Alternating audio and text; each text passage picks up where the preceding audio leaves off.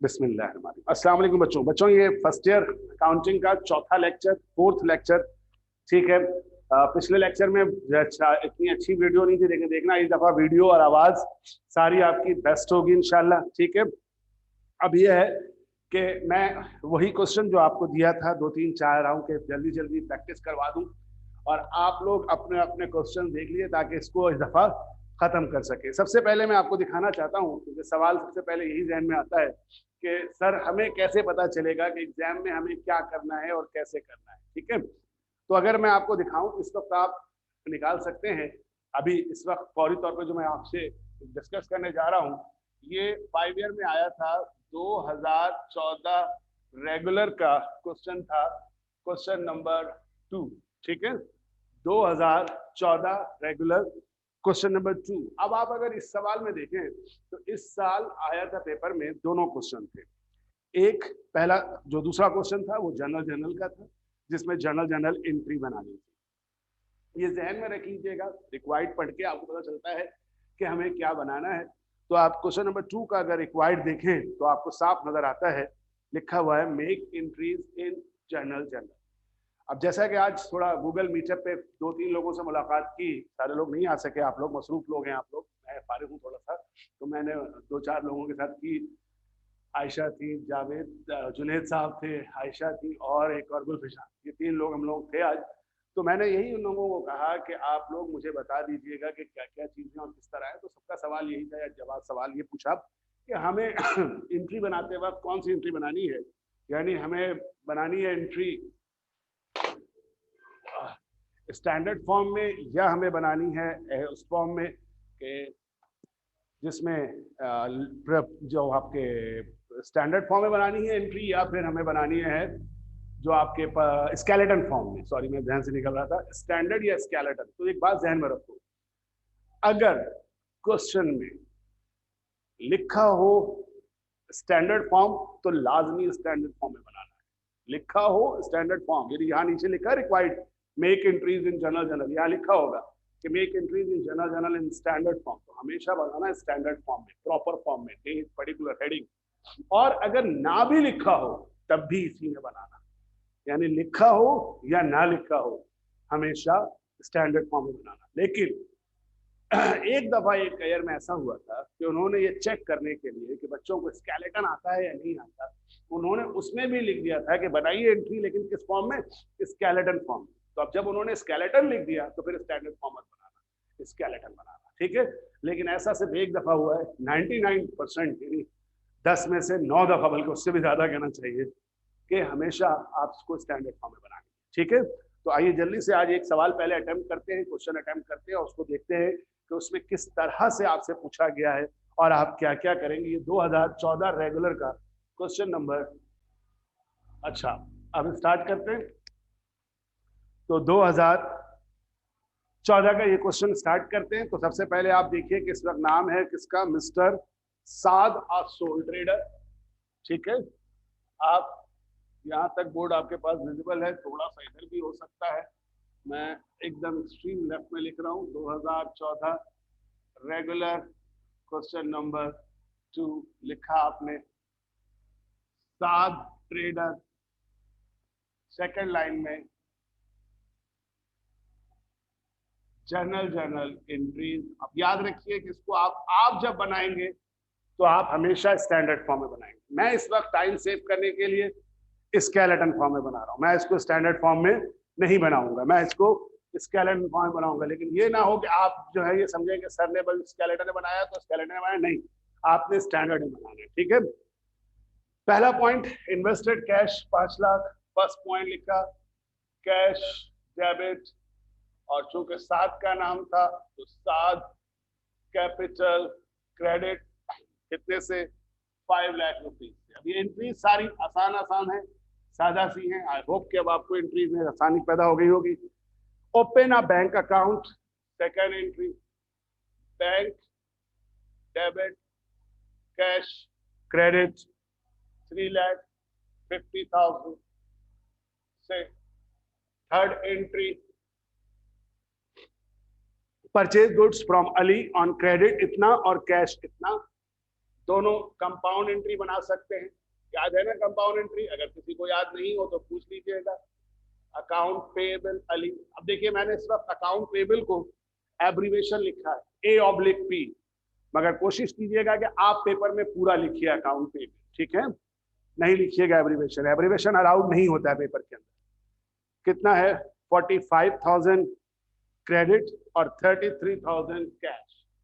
तो 45,000 और कितना 33,000 इधर, 45,000 इधर, 78,000। Fourth entry sold goods on account 55,000 and cash 23,000। Cash debit account receivable A/R credit debit और सेल्स क्रेडिट। यहाँ अकाउंट पेबल में अली का नाम लिखा था, मैंने अली का नाम लिखा, लेकिन इस वक्त अकाउंट रिसीवेबल में कोई नाम देता तो मैं वो भी नाम लिख देता। नहीं दिया है, मैंने छोड़ दिया, नहीं लिखा।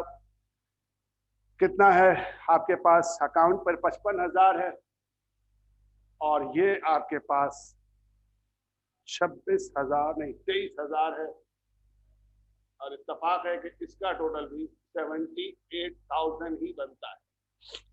चौथे के बाद पांचवा paid for insurance 26,000 through cheque. Paid for insurance, insurance पे होगा तो आप बना सकते हैं एक्सपेंस, इंश्योरेंस एक्सपेंस डेबिट। और देखो चेक है तो बैंक क्रेडिट लिखना, कितने से? 26,000 से। याद रखना कि अगर कभी, सुन लो गौर से, अगर कभी इंश्योरेंस पे होने का जिक्र है तो हम इंश्योरेंस एक्सपेंस लिख सकते हैं, लेकिन अगर वो कहता कि इंश्योरेंस पेड इन एडवांस, तो एडवांस में हमेशा आप जो है प्रीपेड इंश्योरेंस लिखिएगा। क्या लिखिएगा? Prepaid insurance. याद रहेगा जब वो क्या लिखे? इंश्योरेंस पेड इन एडवांस, तो लिखिएगा प्रीपेड इंश्योरेंस। अभी उन्होंने नहीं लिखा कि एडवांस है या नहीं, तो हम इंश्योरेंस एक्सपेंस भी लिख सकते हैं और प्रीपेड इंश्योरेंस भी लिख सकते हैं, दोनों लिख सकते हैं। फिर है परचेज कंप्यूटर 32,000। नहीं बताया कि किस पे खरीदा है। कंप्यूटर के लिए बेहतर नाम होता है कि हम लिखते हैं ऑफिस इक्विपमेंट डेबिट। अगर कोई कंप्यूटर भी लिखता है तो कोई मसला नहीं। कैश क्रेडिट, ठीक है, क्योंकि उन्होंने बताया नहीं कि कैश पर है या बैंक से है, तो अंडरस्टूड होगा कि ज्यादातर हम कैश समझेंगे। 32,000। उसके बाद है receive commission in advance through a cheque of ₹12,000। छठी एंट्री के बाद seventh entry receive commission in advance. अब ये एक नई एंट्री आई है, थोड़ी सी डिस्कशन में कम हुई है। अगर कभी भी, पहले मैं समझा रहा हूं, अगर कभी भी ये रिसीव्ड कमीशन का लफ्ज लिखा हो तो कमीशन याद रखिए कि नॉर्मली जब रिसीव हो रहा है तो इससे मुराद है रिसीव हुआ है, ये क्या है? इनकम है। अगर कोई भी इनकम, कमीशन या इनकम रिसीव्ड, रिसीव का क्या मतलब है? क्या रिसीव किया होगा? कैश। तो हमेशा क्या डेबिट करना? कैश डेबिट करना। और क्या क्रेडिट करना? क्रेडिट करना कमीशन इनकम, ठीक है।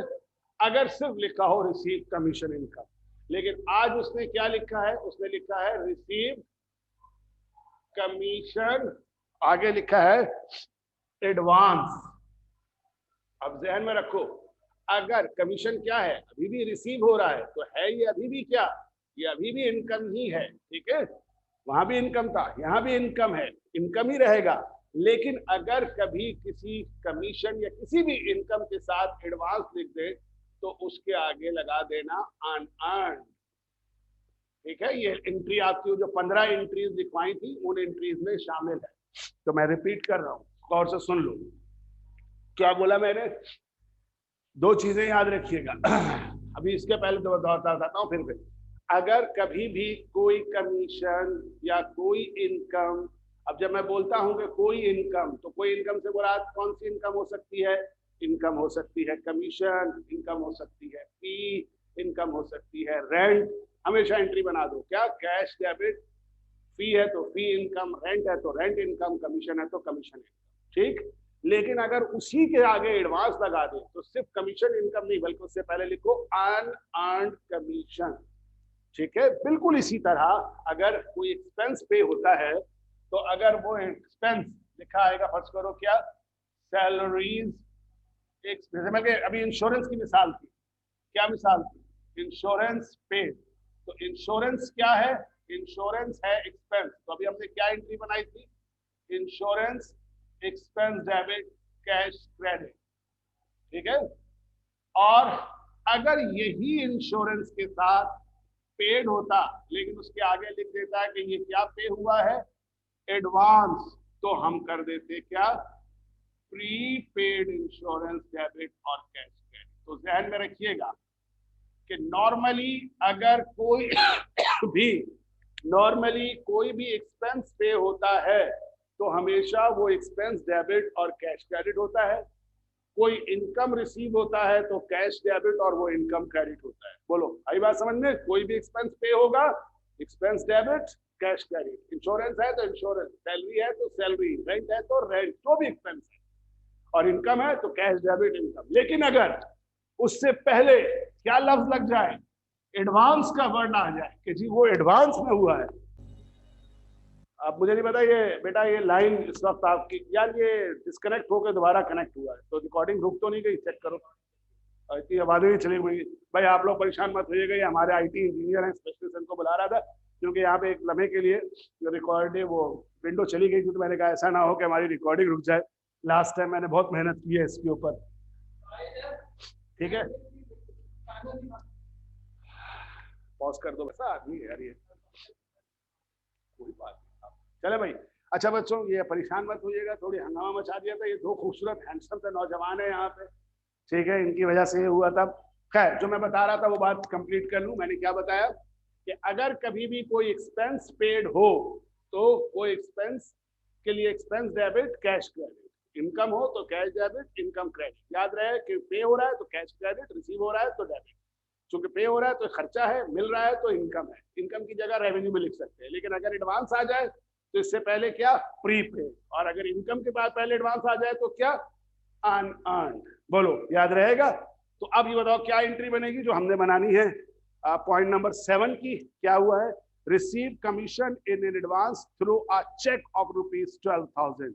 तो इसने कहा कि आपने एक चेक रिसीव किया है 12,000 का, तो आप यहाँ पे लिख सकते हैं चेक के लिए कि अगर एक चेक रिसीव किया है तो आप डेबिट कर सकते हैं बैंक और अनअर्न्ड कमीशन, ठीक है, बैंक और अनअर्न्ड कमीशन कितने से रिसीव किया है आपने, 12,000। आप 12,000 लिख दीजिएगा यहाँ पे। 7 के बाद 8 point, issued a cheque of इतना in full settlement of his account. अब ये देखिए, ये एंट्री भी इशूड अ चेक डिस्काउंट वाली, ये भी आपको समझाने के लिए है। ये आपको डिस्काउंट के साथ पे करने वाली एंट्री समझाई थी एक दफा, ठीक है, याद है, नहीं है तो देख लीजिएगा, और अगर नहीं समझ में आए तो बोल दीजिएगा, दोबारा बता दूंगा। इसकी एंट्री क्या होगी, आपको कितना अच्छा विजिबल है ये बोर्ड, कहाँ तक विजिबल है सॉरी, यहाँ तक विजिबल है। मैं बल्कि इसको यहाँ बना देता हूँ, ऊपर बना दे रहा हूँ, ठीक है, ताकि अगर किसी भी किस्म का नीचे आपको व्यू ना मिल सके तो यहाँ क्या है जनाब, इशूड अ चेक इतना इन पेमेंट ऑफ अकाउंट पेबल। ये जो अकाउंट पेबल अली का था ये पे हो रहा है, तो आपने लिखा account payable Ali debit, purchase discount credit और चेक के थ्रू है तो बैंक क्रेडिट। तो अकाउंट पेबल कितना था आप यहाँ देख सकते हैं, 45,000 था, वैसे तो वहां पे भी उसने लिखा है। और कितना आपके पास चेक इशू हो रहा है, 44,500। तो 500 रुपीज का क्या मौजूद हो गया, डिस्काउंट हो गया, ठीक है। 45,000 4,500। अगर थोड़ा सा ही मैं लाइट ऑफ करूं तो आपको शायद व्यू, ये लाइट सही है। अवैस ये जरा कैलकुलेटर भिजवा दो, कैलकुलेटर, हाँ। अच्छा, अब ये एंट्री बन गई आपके पास, इसके साथ ही तमाम जनरल एंट्रीज कंप्लीट हो गए। तो अगर आप देखें तो एग्जामिनेशन पॉइंट ऑफ व्यू से क्वेश्चन नंबर 2 जो आपका था वो क्या हो चुका है, कंप्लीट हो चुका है। और वो इसलिए कंप्लीट हो चुका है कि क्वेश्चन नंबर 2 के अंदर आपके पास जनरल एंट्री मांगेगी। हाँ, मगर आपने जो लाजमी तौर पे काम करना है वो क्या करना है बेटा, आप तमाम ने इसको स्टैंडर्ड फॉर्म में बनाना है। एक सेकंड सबके नीचे नरेशन लिखनी है। तो समझिए कि ये आपके पास 12.5 नंबर का क्वेश्चन है। 12.5 नंबर के क्वेश्चन में इसकी मार्किंग अगर मैं आपको समझाऊं तो मार्किंग कैसे होती है, आप अगर ऐसे समझिए, एंट्री गिनिए 1 2 3 4 5 6 7 8, 8 अगर हमारे पास ये एंट्रीज हैं मौजूद, तो 8 एंट्रीज का मतलब ये होगा कि तकरीबन हमारे पास ये जो आपको एंट्रीज के नंबर दिए जाएंगे वो नंबर होंगे, एक एक नंबर की अगर एक एंट्री है तो आपके नॉर्मली हमारे पास ये बनेगा, यार ये कैलकुलेटर सही नहीं है वैस, ठीक है। तो अगर एक एक नंबर की एंट्रीज हैं या आपके बाज़ औक़ात जो बड़ी एंट्रीज हैं उनकी नंबर एक एक नंबर के हिसाब से, तो 8 नंबर आपके एंट्रीज के, यानी 1 2 3 4 5 6 7 8, 8 नंबर एंट्रीज के हो गए। क्योंकि टोटल क्वेश्चन कितने का है, 12.5 नंबर का है, 8 नंबर हैं आपको एंट्रीज। राशिद बेटा एक कैलकुलेटर ये दिया है इसने खराब है यार, अगर कैलकुलेटर अच्छा वाला तो 8 नंबर की एंट्रीज हो गई, 12.5 में से 8 हो गए, कितने बच गए 4.5। ये जो 2 नंबर हैं, ये 2 नंबर आपको दिए जाएंगे उसके स्टैंडर्ड फॉर्म में बना दिए जाएंगे, और 2 नंबर होंगे किसके, नरेशन के, और 0.5 नंबर होगा ओवरऑल प्रेजेंटेशन का। तकरीबन इस तरह से इसको बांटा जाता है। एंट्री सही है तो 1 नंबर पक्का, लाइनें लगा दी 2 नंबर पक्के, प्रॉपर नरेशन लिखी है तो 2 नंबर और पक्के, और ओवरऑल प्रेजेंटेशन के जो लाइन वगैरह लगाई हैं आपने डेट की पर्टिकुलर की, वो लाइन सही लगाई है, राइटिंग थोड़ी अच्छी है, हेडिंग प्रॉपर डाली है, तो ये ओवरऑल प्रेजेंटेशन के नंबर होते हैं, ठीक है। तो ये आप ध्यान में रखिएगा कि सवाल के कंप्लीट होते ही आपके पास हो गए पूरे नंबर, आपने 12.5 नंबर के सवाल कर लिए। अब हम आते हैं, चूंकि इसी ईयर में अगर आप देखें और अगर आप भी ऐसे लकी हुए कि उसी के साथ आपको क्वेश्चन नंबर 3 दे दिया जाए और कहा जाए कि क्वेश्चन नंबर 3 में जनरल लेजर पूछा है आपसे, ये क्वेश्चन है।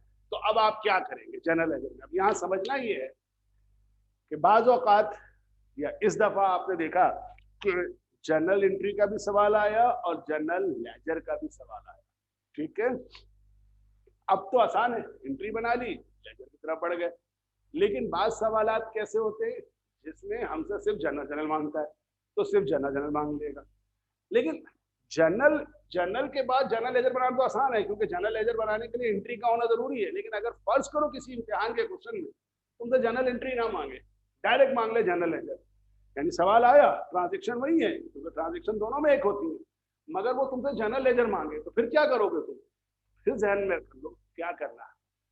अगर कोई आप इतने अच्छे हैं, इतने तेज हैं, तो आप जहन में एंट्री बना के डायरेक्ट जनरल लेजर भी बना सकते हैं। लेकिन मैं आपको मशवरा दूंगा डायरेक्ट मत बनाइए, क्या कीजिए, रफ आप जनरल एंट्री बना लीजिए। फिर सुन लीजिए सवाल, मैंने क्या समझाने की कोशिश कर रहा हूँ।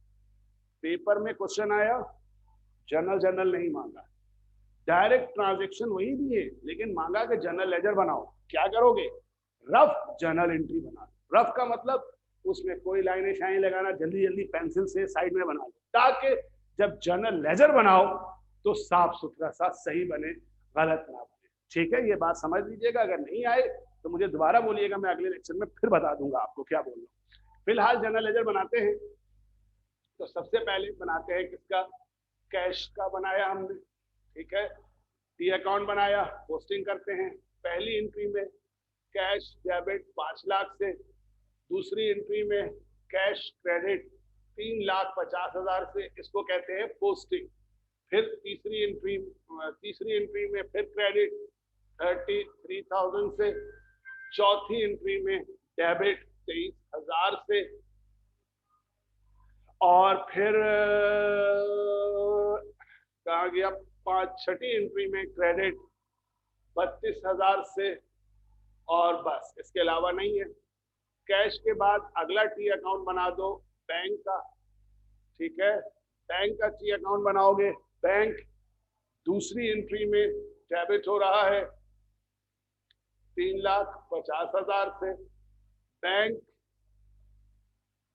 पांचवी एंट्री में क्रेडिट हो रहा है 26,000 से 26,000 से, और बैंक 7th एंट्री में डेबिट हो रहा है 12,000 बस।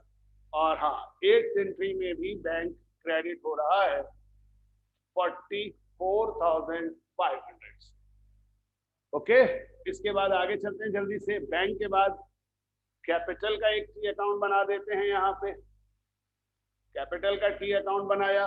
कैपिटल कितने से, या नाम भी आप चाहें तो लिख सकते हैं, सात कैपिटल। पहली एंट्री में क्रेडिट हो रहा था 5 लाख रुपए से। 7 कैपिटल के बाद एक टी अकाउंट बनाया, नाम रखा क्या, परचेजेस। ये परचेजेस का टी अकाउंट। परचेजेस तीसरी एंट्री में डेबिट हो रहा है 78,000। परचेजेस के बाद अकाउंट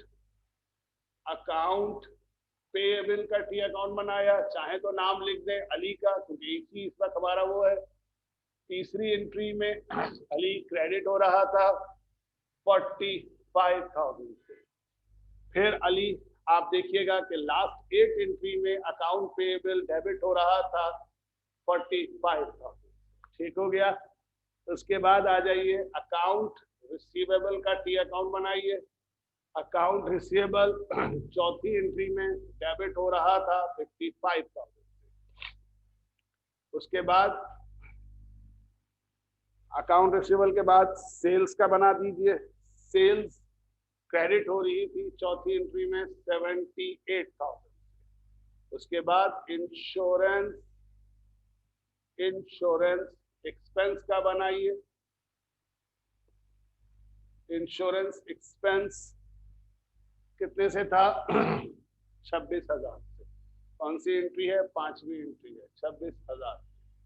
इंश्योरेंस एक्सपेंस के बाद ऑफिस इक्विपमेंट का बना दीजिए। ऑफिस इक्विपमेंट डेबिट हो रहा था छठी एंट्री में 32,000 से। और उसके बाद एक आखिरी टी अकाउंट बना दीजिए। नजर आ रहा है यहाँ पे भी, ठीक है। परचेज डिस्काउंट का जो कि डेबिट होगा, क्रेडिट होगा, सॉरी, कितने से 8 एंट्री में 500 रुपए। ये काम कंप्लीट हुआ, जिसको हम क्या नाम देते हैं, इसको हम नाम देते हैं पोस्टिंग का। फिर मैंने क्या समझाया था कि एक चीज चेक कर लो कि कोई पोस्टिंग रह तो नहीं गई, क्योंकि अगर कोई पोस्टिंग रह जाएगी तो आखिर में जाके मुसीबत होती है। बाद में फिर सारी चीजें सारी टोटलिंग कर ले तो काटना पड़ जाता है। इससे पहले गिन लो कितनी एंट्रीज हैं, कितनी है, 1 2 3 4 5 6 7 8 9 10 11 12 13 14 15 16 17 18 19 पोस्टिंग गिनते हैं। 5 4 9 10 11 12 13 14 15 16 17 18, एक कोई रह गया, 19 था ना। कैश हो गया, बैंक हो गया, account payable, sales, insurance, office equipment सब बन गया। फिर दोबारा, हाँ देखा ना, ये रह गया था कौन सा, अनअर्न्ड कमीशन। ये जगह खाली है, यही बल्कि बना देता हूँ अनअर्न्ड कमीशन। तो अब देखिए यही होता है कि जब अगर हम बनाते हुए कोई टी अकाउंट छोड़ दें तो इस तरह से गिन लेने से ये आसानी हो जाती है कि बराबर हो। तो 19 हो गया।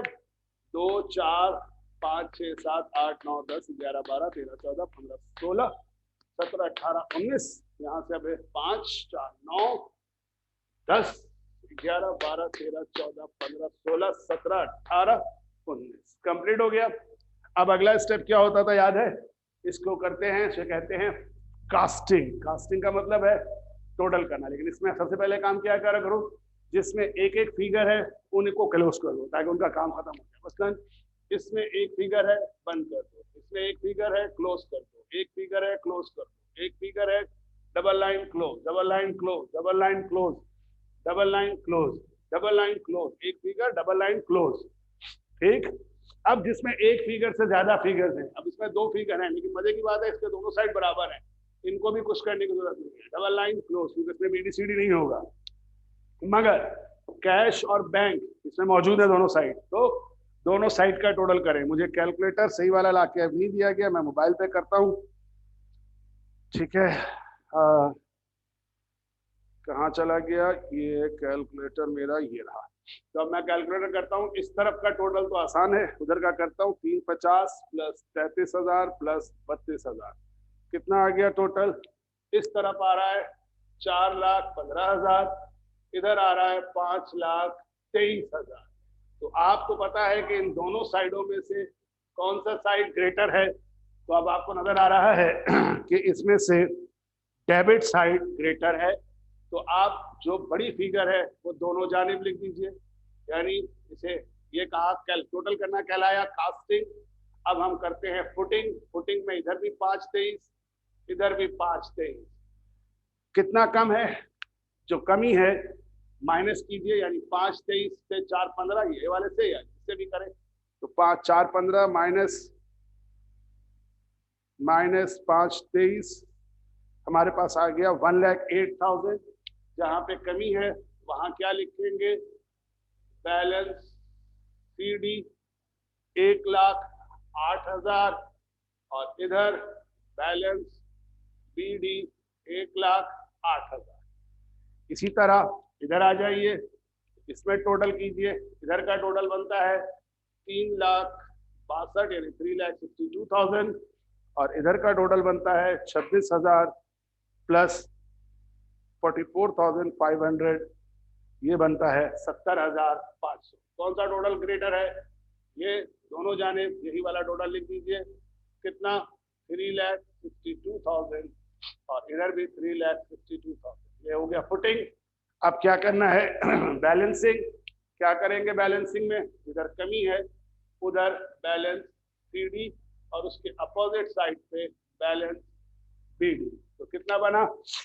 3,62,000 माइनस 70,500, कितना आ गया जनाब? 2,91,500 इधर, 2,91,500 इधर। दोनों जानिब आपने ये फिगर अटेंड कर, ठीक हो गया यहाँ तक। अब इसके बाद आप आगे बढ़ेंगे और अब सवाल के अंदर जनरल है। तो अगर आप एग्जाम के हवाले से बात करें, पेपर के हवाले से बात करें, तो इस सवाल के अंदर उन्होंने सिर्फ कहा था पोस्टिंग, यानी क्वेश्चन देख लीजिएगा, क्वेश्चन में लिखा था posting, footing and balancing in T account. तो आप देखेंगे आपने सारा काम कर चुके हैं, पोस्टिंग कर ली, फुटिंग कर ली, बैलेंसिंग कर ली। तो अब ये पेपर एग्जाम के हवाले से 12.5 नंबर का वो सवाल हो गया और 12.5 नंबर का ये सवाल हो गया, ठीक है। इस सवाल में या इस वक्त अगर आप पेपर दे रहे होते तो आपको ट्रायल बैलेंस बनाने की जरूरत नहीं थी, क्योंकि उन्होंने ट्रायल बैलेंस नहीं मांगा था, ठीक। लेकिन अब मैं यहाँ पे इस क्लास को खत्म कर रहा हूं। अब चूंकि ट्रायल बैलेंस मांग सकता है और मांगता है, तो अगले क्लास के अंदर मैं ट्रायल बैलेंस इसकी बनाकर फिर नेक्स्ट क्वेश्चन की तरफ जाऊंगा, ठीक है। तो यहाँ पर इस चीज को खत्म करते हैं। ये सवाल आपने देख लिया कि किस तरह से करते हैं और करेंगे। थैंक यू वेरी मच और बहुत बहुत शुक्रिया। कि बस ध्यान में रखिएगा कि इस वक्त आपने 2 क्वेश्चन किए हैं, लेकिन मैंने आखिरी बात जो की है वो यही की है कि अगर कभी क्वेश्चन में जनरल लेजर मांग ले और जर्नल एंट्री ना मांगे तो लाजमी काम करते हुए रफ जर्नल एंट्रीज बना लीजिएगा, ताकि आपको टी अकाउंट बनाने में कोई प्रॉब्लम ना हो। तो आई होप क्लियर हुआ। अब हम इसको बंद करते हैं, फिर मिलते हैं। Thank you, Allah.